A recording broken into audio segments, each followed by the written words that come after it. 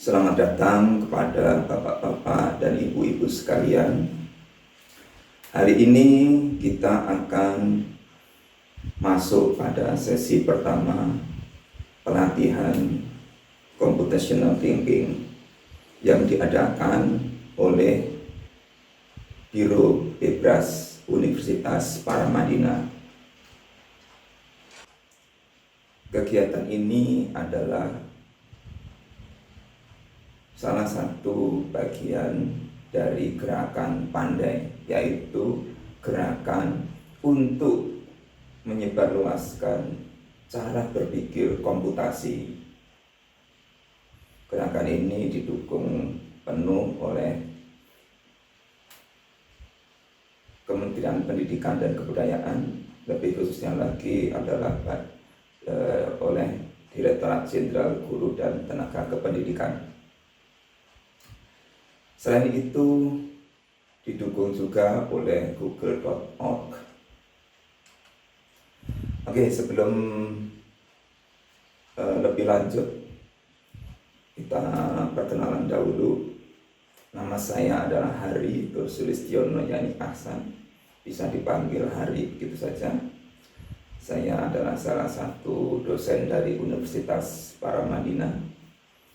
Nah, di sini Biro Bebrasnya adalah Biro Bebras Paramadina. Nah, sebelum lebih jauh masuk ke computational thinking, kita akan jelaskan dulu apa sih itu Biro Bebras. Biro Bebras itu adalah biro atau lembaga terkecil dari sebuah organisasi yang namanya Bebras.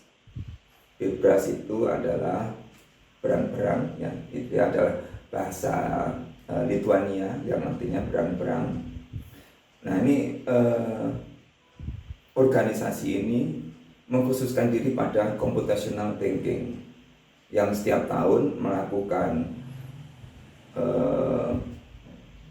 tantangan yang disebut tantangan bebas, di mana siswa dari seluruh dunia berlomba-lomba mengikutinya dari tingkat sekolah dasar hingga SLTA. Nah, Bebras di Indonesia itu ada pusatnya, ya, yang diketuai oleh Ibu Ingriani, dan kemudian mempunyai biro-biro Bebras, ya, dari biro pusat. Kemudian ada Biro Bebras, ya, ada Bebras Pusat dan Biro Bebras. Nah, Biro Bebras ini diwakili oleh masing-masing kampus, ya. Untuk di Jakarta dan sekitarnya ada 20 kampus yang tergabung dalam Biro Bebras. Nah, kebetulan Bapak Ibu sekarang mendapat bimbingan dari Biro Bebras Universitas Paramadina. Nanti sesi berikutnya akan diberikan juga oleh dosen Universitas Paramadina. Oke, kita masuk ke mengapa sih kita harus belajar CT, Computational Thinking, ya. Kita lihat dulu dari backgroundnya, ya, latar belakangnya, atau yang menjadi latar belakang atau menjadi landasan kenapa CT itu harus dipelajari, harus diajarkan kepada siswa kita. Nah, kita cerita dulu mulai dari latar belakang. Kita mulai dari cerita tentang revolusi industri. Jadi revolusi industri itu sudah berlangsung berabad-abad, ya. Dimulai ketika pertama kali ditemukannya batu bara, ya. Dengan ditemukannya batu bara, mulailah mekanisasi dalam industri, ya. Meskipun industri waktu itu masih sangat sederhana sekali, ya. Mulai ada kapal dengan mesin, ya. Nah, batu bara ini merubah yang tadinya dilakukan secara manual, mulai ada mesin yang kemudian satu abad kemudian, ya, sekitar satu abad lebih, ya, satu abad kemudian muncullah energi listrik, ya. Energi listrik ini mengubah, ya, mengubah industri yang tadinya industri itu manual satu-satu dengan bantuan mesin yang dikerjakan satu-satu, kemudian mulai dibikin secara massal ya, dengan adanya assembly line. Assembly line itu adalah ban berjalan. Umpamanya untuk membuat mesin ya, dari blok mesin itu satu orang memasang bloknya ya, kemudian langsung bergeser ke orang berikutnya hanya khusus memasang baut-bautnya ya. Orang berikutnya untuk melakukan pengujian umpamanya. Nah, setelah itu blok mesin ini dimasukkan ke dalam ban berjalan berikutnya ya. Di ban berjalan berikutnya itu ada masuk kerangka mobil ya. Nah, kemudian ada yang khusus memasang mesin tadi, ada kemudian yang memasang kabel-kabelnya, ada yang memasang rodanya dan seterusnya ya. Jadi bisa cepat sekali karena prosesnya itu benar-benar harus fix waktunya. Jadi kalau umpamanya di sini kecepatannya itu umpamanya harus bisa menghasilkan 5 mobil per jamnya ya, maka setiap 20 menit itu harus selesai ya. Pekerjaan setiap tahap itu 20 menit harus selesai. Kalau 20 menit harus selesai satu mobil, nah itu tinggal dibagi-bagi aja, ada berapa orang ya. Nah, kalau di situ ada 10 berarti 12 bagi 10, setiap orang harus bisa mengerjakan pekerjaan dia dalam waktu 60 plus 10 detik atau 70 detik ya, 70 detik. Kalau dia terlambat, nah ini kan kacau ya, harus mau dipaksa itu harus cepat mengerjakannya ya. Nah, VUCA itu adalah perubahan yang drastis sekali. Nah, banyak orang yang bilang kalau pandemik sekarang ini ya, itu menyebabkan VUCA. Ya, salah satu terjadinya VUCA adalah karena pandemik ya, coronavirus. Nah, volatil apa itu? Volatil itu rentan. Ya, rentan. Bisa terjadi suatu perubahan yang sangat mendadak dan sangat cepat ya. Nah, apakah benar coronavirus itu menyebabkan itu? Betul. Menjadi sesuatu yang tidak menentu. Yang tadinya bekerja enak, stabil ya, tiba-tiba harus dikena PHK. Jualan toko-toko pada tutup, akhirnya beralih ke online. Pendidikan berhenti ya, akhirnya berpindah ke online juga. Kompleksitas ya. Kompleksitas itu sebenarnya sudah terbiasa dialami oleh manusia dan ditangani. Tetapi yang berat itu adalah karena volatil, uncertain, dan ambigu. Ambigu itu nggak jelas arahnya mau kemana. Ya. Nah, sebenarnya VUCA ini bukan karena coronavirus saja, bukan karena pandemik saja. VUCA itu sudah berlangsung terus-menerus, terutama sejak ditemukannya komputer. Ya. Nah, ini sangat kelihatan sekali dalam bisnis. Ya. Ada yang disebut dengan disruptif. Ya, dalam teori bisnis, ya, inovasi disruptif itu adalah inovasi yang menerjang aturan-aturan yang berlaku saat ini. Ya. Menerjang apa yang dilakukan secara konvensional saat ini, sehingga aliansi ataupun perusahaan-perusahaan besar bisa terkalahkan. Nah, contoh disrupsi itu apa? Disrupsi itu contohnya adalah ojek online. Bayangkan, itu sebenarnya ide yang sangat sederhana sekali. Ya, itu sebenarnya ide yang sangat sederhana sekali. Karena idenya hanya memberikan informasi antara tukang ojek dengan calon penggunanya. Ya. Ada tukang ojek yang di dekat dia, ada pengguna yang ingin menggunakan, tinggal pesan, maka tukang ojek yang dekat dengan dia akan menjemput. Sebelum ada ojol, ya, 70% yang dilakukan para tukang ojek itu adalah menunggu.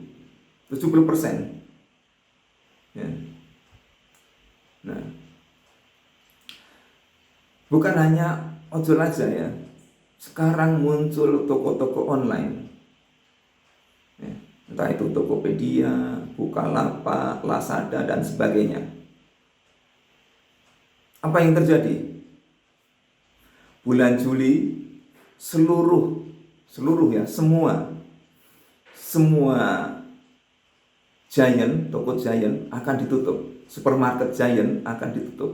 Bayangkan, giant itu adalah supermarket besar-besar ya di Indonesia, akan ditutup. Pasaraya sudah tutup terlebih dahulu, ya. Pasaraya sudah hilang, ya, beberapa tahun yang lalu. Ya. Matahari juga sudah. Here are some results. Matahari juga sudah mulai hilang. Ya. Mereka yang tidak bisa berubah, tanda kutip, tidak mengikuti zaman, ya, tidak mengikuti teknologi komputer, maka bisa bangkrut. Ya. Bayangkan juga, ya, koran-koran, majalah, ya.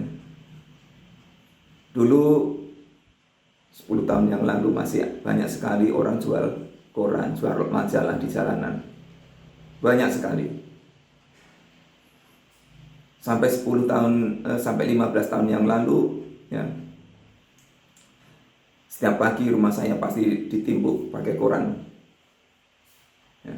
Setelah munculnya internet, ya, cukup mudah diakses, sudah nggak pernah langganan koran sama sekali. Nah, saya yakin di antara Bapak Ibu hampir semuanya tidak ada yang berlangganan koran ataupun majalah lagi, karena semua sudah ada di internet. Mereka yang nggak mau berubah, yang sulit berubah, bisa bangkrut. Ya. Kalau kita lihat sekarang Kompas maupun Republika itu sudah masuk ke internet. Ya. Apa yang terjadi lagi kalau VUCA ini berlangsung? Banyaknya pekerjaan yang hilang. Ya, banyak pekerjaan yang hilang. Petugas tiket. Ya, sekian tahun yang lalu Bapak Ibu masih melihat petugas tiket di jalan tol. Ya, gerbang-gerbang tol itu semuanya dilayani oleh manusia. Sekarang satu pun nggak ada. Semua gerbang tol sudah menggunakan pembayaran tiket secara otomatis. Pintu membuka secara otomatis. Ya. Jauh lebih cepat dibanding dengan manusia. Meskipun selisihnya hanya beberapa detik saja, tapi beberapa detik kalikan. Kemudian tukang ojek, ya, tukang ojek. Terus sekarang sudah digantikan dengan ojek online. Dulu di dekat rumah saya di pertigaan itu kalau sore atau pagi, ya, terutama sore, ya, sore itu tukang ojek ada puluhan, bisa sampai 50. Jadi penuh tuh, pinggir-pinggir jalan tuh penuh dengan tukang ojek. Kalau kita turun dari angkutan umum, langsung pada berebut mendekati. Kemudian diatur, nggak boleh saling berebut seperti itu, tapi urutnya, ada urutannya.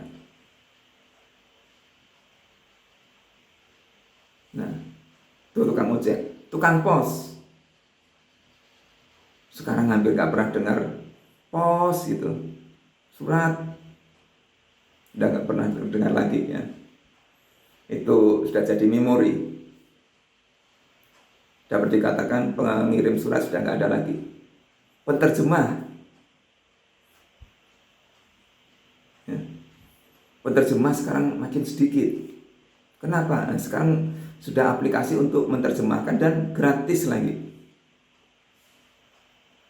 Meskipun hasilnya belum seperti hasil terjemahan manusia ya.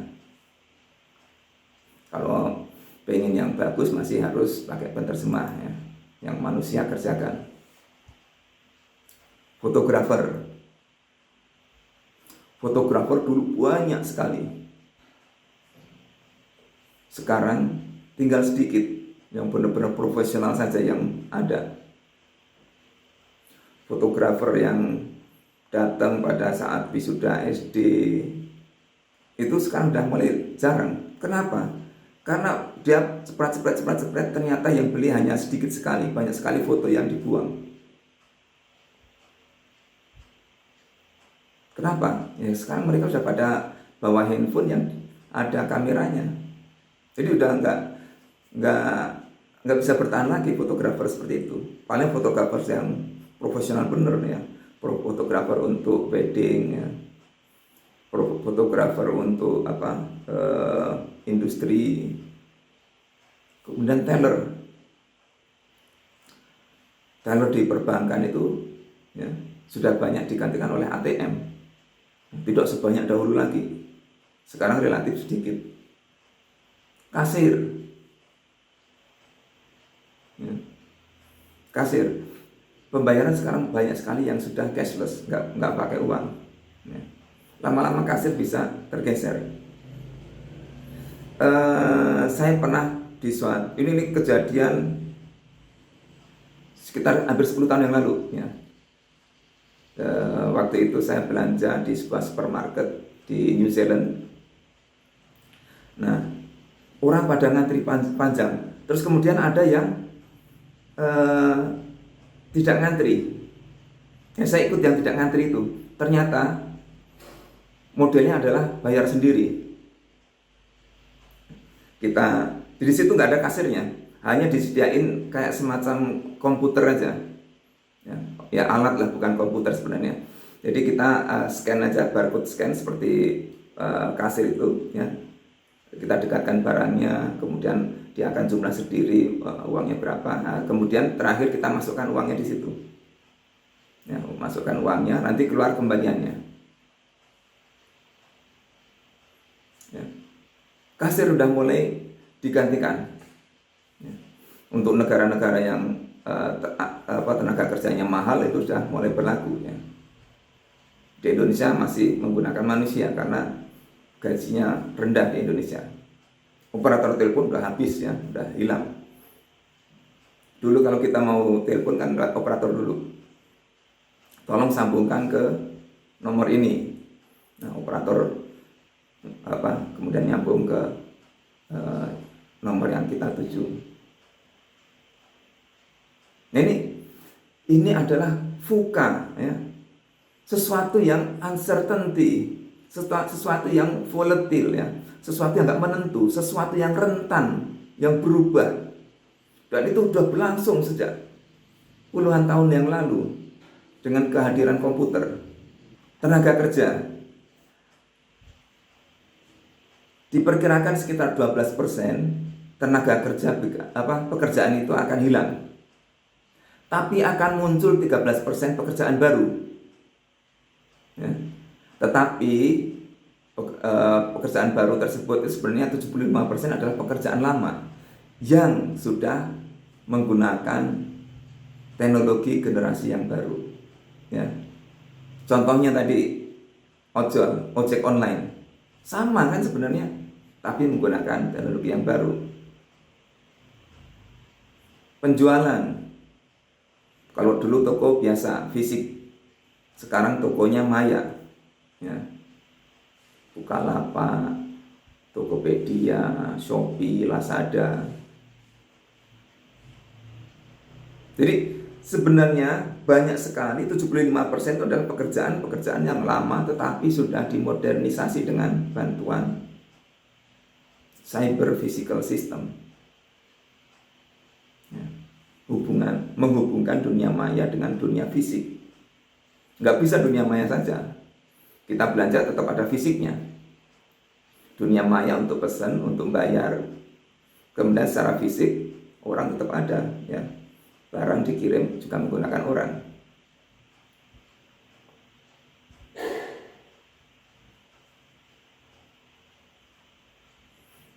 Nah,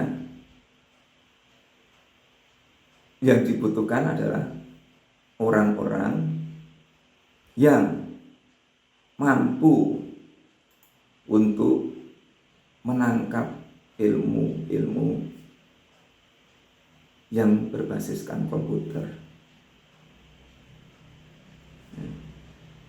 Kenapa? Supaya nggak tergilas. Ya.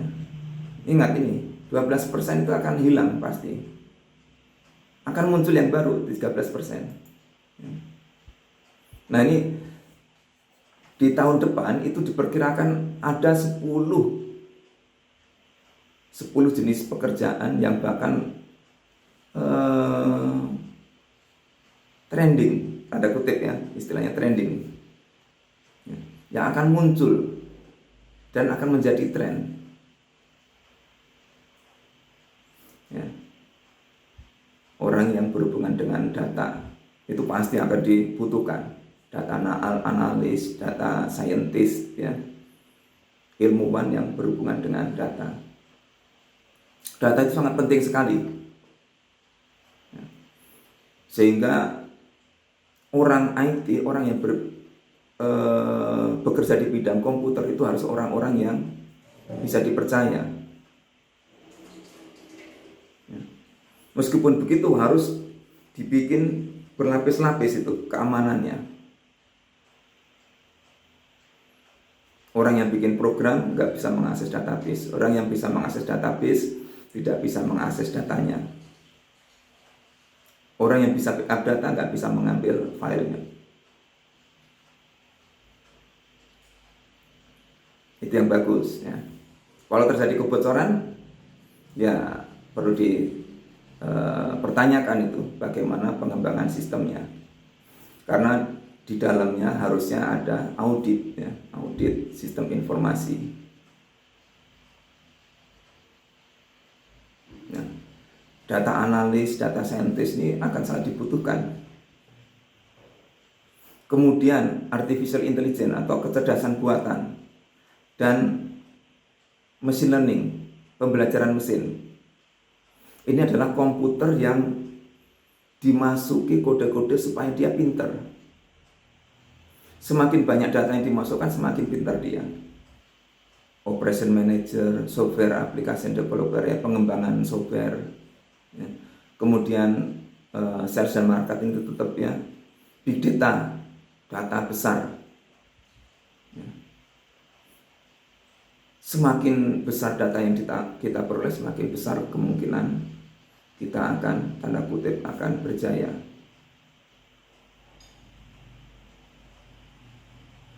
Bayangkan kalau seluruh data penduduk Indonesia ini sampai bocor, ya. Kemarin kita mendengar ada 237 juta, ya, data penduduknya bocor. Itu sangat-sangat berbahaya, ya. Saya nggak akan cerita tentang itu, yang itu sudah di luar dari ini. Oke, itu adalah beberapa 10 pekerjaan yang bakal muncul dan menjadi primadona. Ya. Lalu apa? Pekerjaan-pekerjaan yang diperkirakan akan menghilang. Ya. Data entry, petugas yang isinya pekerjaannya hanya mengentry data. Kenapa mulai hilang? Ya karena semuanya sudah otomatis. Kita pesan melalui toko online, ya, Bukalapak umpamanya, kita ngetik pesan A, pesan B, barang A 5, barang B 6 gitu ya. Kita yang mengisi. Apakah Bukalapak akan menyuruh orang untuk ngetik? Enggak, sama sekali tidak. Data tersebut kemudian dikirim ke penjual. Penjual juga nggak perlu ngetik lagi. Penjual tinggal mencetak alamat, kemudian alamat tersebut ditempelkan pada barang yang akan dikirim, udah langsung terkirim. Data entry berkurang sangat jauh ya. Sudah sangat berkurang sekarang data entry. Begitu pula di perkantoran. Kalau dulu bagian accounting itu selalu memasukkan data, sekarang tidak perlu lagi. Kenapa? Karena data dari pamannya perusahaan perhotelan ya, data dari resepsionis itu sudah langsung masuk accounting. Data dari restoran di hotel tersebut juga masuk accounting ya. Semuanya udah langsung terhubung, nggak perlu ada lagi ketik-ketik memasukkan data satu persatu, nggak ada ya. Nah ini petugas accounting ya, ini juga mulai berkurang. Lalu apa pekerjaan akuntan? Mereka harus bisa melakukan analisis, bukan lagi pekerjaan-pekerjaan yang rutinitas ya. Jadi orang dipaksa untuk menggunakan logiknya. Nah ini banyak sekali yang akan hilang nanti. Nah kita akan bicara masalah computational thinking. Diharapkan computational thinking ini akan mampu membantu kita dalam menghadapi masalah-masalah tadi ya. Nah, lalu apa sih computational thinking itu? Computational thinking itu adalah proses ya, atau cara berpikir dengan dimulai dengan memformulasikan permasalahannya, mendefinisikan, menentukan atau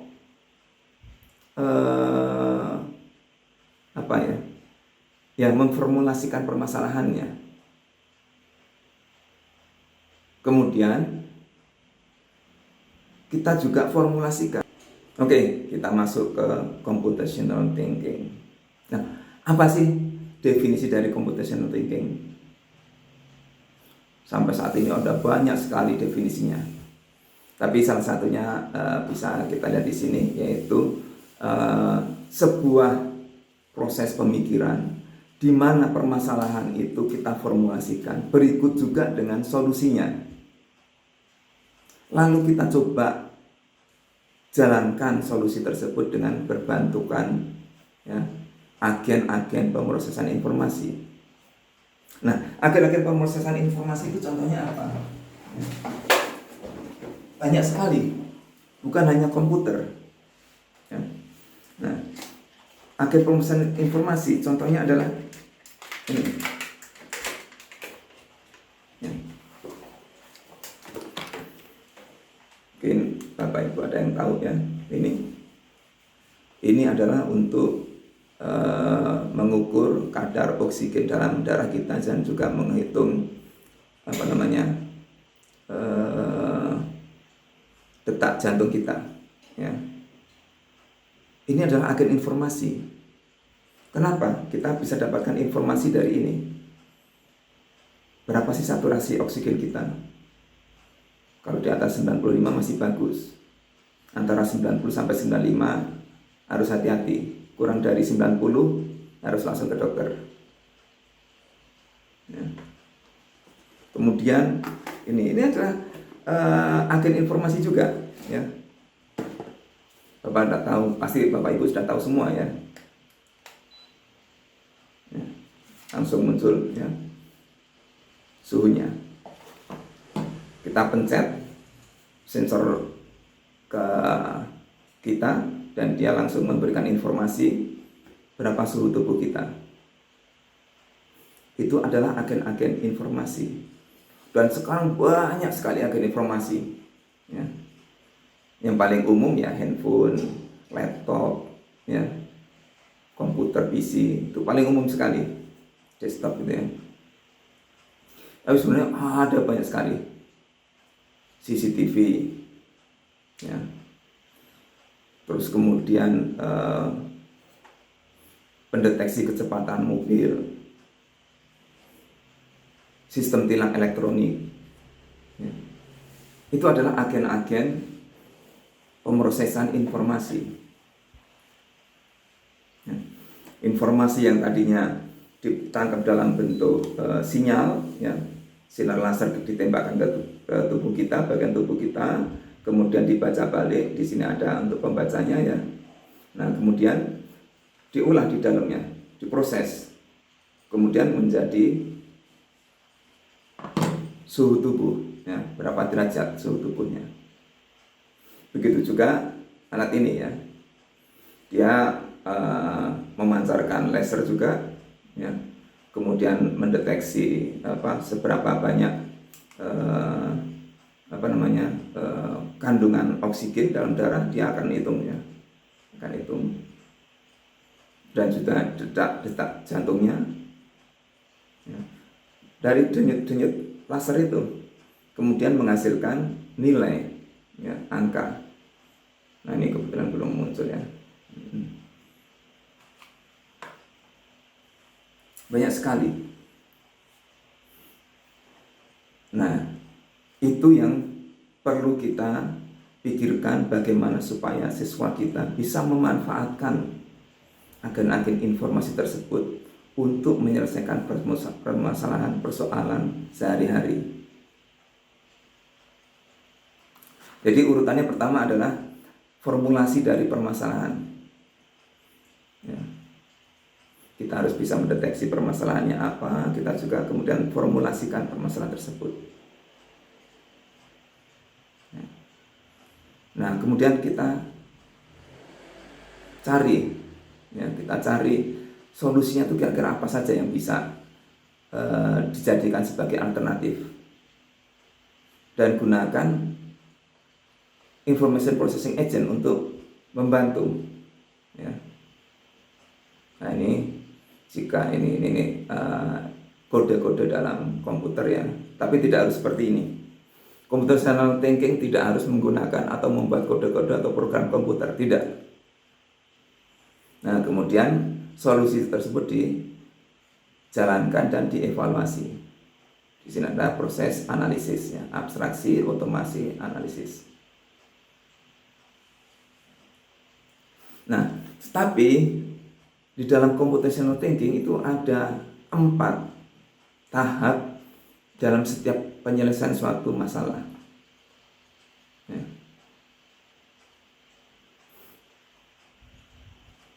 Ya, dimulai dari dekomposisi, kemudian pattern recognition, ya, kemudian abstraksi dan algoritma. Hanya 4 ini saja yang akan kita pelajari selama pelatihan ini, ya. Sederhana, ya, hanya 4 ini saja. Nah, ini kalau Bapak Ibu lihat, ya, ini adalah lalu apa saja sih yang berhubungan dengan computational thinking itu, ya. Nah, ini beberapa karakteristik dari computational thinking. Yang pertama, ya, memformulasikan, merumuskan permasalahan, ya, sehingga permasalahan tersebut bisa diselesaikan dengan berbantuan komputer atau agen-agen pengolah informasi, ya. Yang kedua, melakukan analisis dan pengelolaan, pengorganisasian data secara logis. Jadi kita bisa mendapatkan data banyak, tapi kalau kita nggak bisa melakukan analisis, tidak bisa menyusun data-data tersebut dengan baik. Maaf, data-data itu sebenarnya salah, ya. Tapi seringkali kita kelupaan, data itu sebenarnya sudah jamak, sudah banyak ya, banyak. Kalau satu data, satu record data itu biasanya disebut dengan datum. Nah, kalau data itu sudah terdiri dari banyak sekali datum ya. Jadi kalau kita punya data, kita tidak bisa melakukan analisis, ya percuma.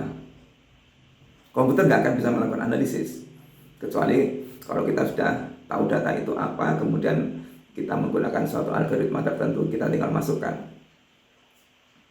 Tapi kalau kita sendiri nggak tahu datanya itu apa, nggak bisa menganalisis, ya buru-buru komputer.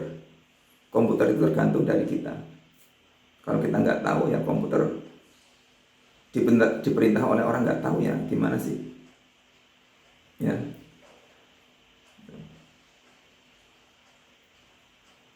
Merepresentasikan data melalui abstraksi, ya, seperti model dan simulasi, itu adalah yang bisa dikerjakan oleh Siti.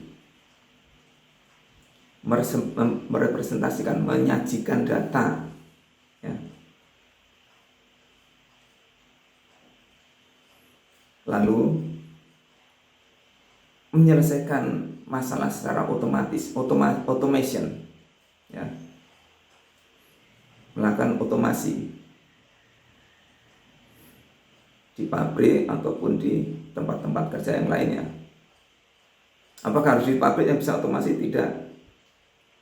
Ketika kita pesan barang di toko online, itu sudah otomatis, ya. Apa yang kita ketik sudah langsung masuk ke sana, ke penjual, otomatis terkirim.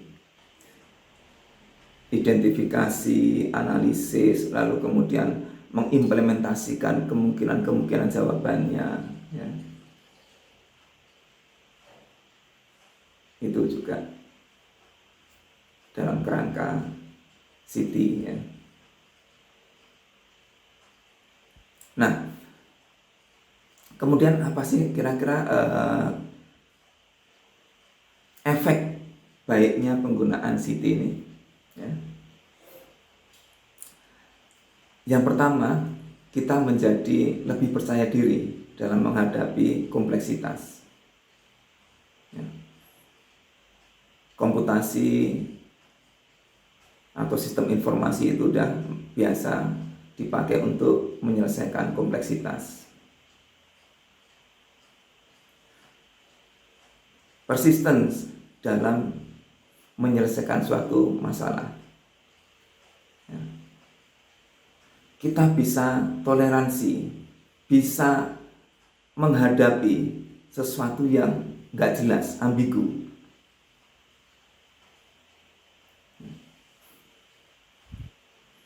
Banyak sekali persoalan-persoalan yang ambigu, yang kita nggak yakin bahwa bisa diselesaikan ini. Problem keterkaitannya begitu luas sekali.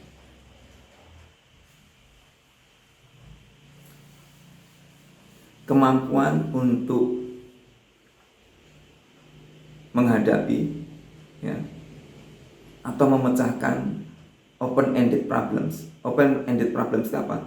Itu adalah problema-problema yang muncul, mengemuka, tetapi belum ada solusi yang pasti, yang pas, yang tepat.